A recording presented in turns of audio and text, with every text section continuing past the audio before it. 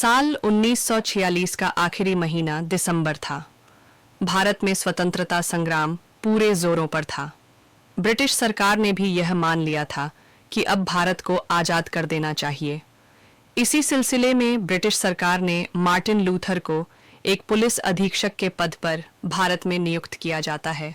Martin Luther अपने परिवार, पत्नी मैरी, बेटी लीजा और बेटे पार्कर के साथ पुलिस अधीक्षक के रूप में काम करने के लिए भारत आता है। मार्टिन को रहने के लिए सरकार द्वारा राजगढ़ नामक एक गांव में एक बहुत पुरानी हवेली अलॉट की जाती है। मार्टिन एक बहुत ही साफ छवि और दयालु किस्म के अधिकारी हैं। चूंकि मार्टिन की मां भारतीय थीं, इसलिए मार्टिन को भारत और यहाँ के लोगों से बहुत प्यार था।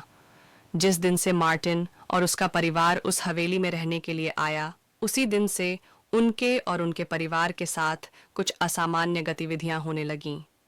कभी उनको अपने बेडरूम में, कभी अपने हॉल में, तो कभी अपनी रसोई में खून के धब्बे दिखाई पड़ते हैं।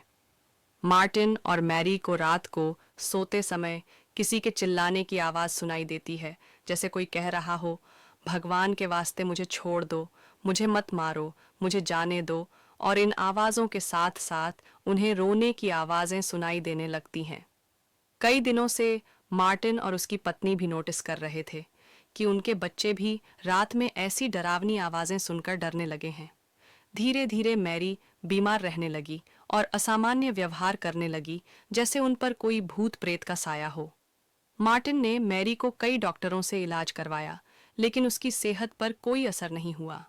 मैरी ने कई बार मार्टिन को मारने की कोशिश की, जिससे बच्चे और भी डर गए। अब मार्टिन को एहसास हुआ कि निश्चित रूप से कुछ गलत हो रहा है। हवेली के चौकीदार रामलाल ने मार्टिन को बताया कि यह हवेली शापित है। रामलाल ने बताया कि वर्षों पहले इस गांव के जमींदार और रॉबर्ट क्लाइव नामक एक पुलिस अधीक्षक ने इस हवेली में रत्ना नाम की लड़की का बलात्कार किया था। रॉबर्ट द्वारा कई बार बेरहमी से बलात्कार किए जाने के बाद रत्ना की मौके पर ही मौत हो जाती है। रामलाल की बात सुनने के बाद मार्टिन रत्ना के बारे में और यह जानने के लिए राजगढ़ गांव गया कि असल में हुआ क्या था। राजगढ़ गांव वालों ने मार्टिन को रत्ना की कहानी के बारे में बताया। गांव वालों ने बताया कि रत्ना, जो अभी 18 साल की हुई थी, एक खूबसूरत लड़की थी। रत्ना के सुगठित शरीर को देखकर हर कोई उसकी ओर आकर्षित हो जाता था। रत्ना के पिता रघुराम और माता मैनावती के रत्ना के अलावा 2 और बच्चे थे, एक छोटी बेटी सुशीला और छोटा बेटा सूरज।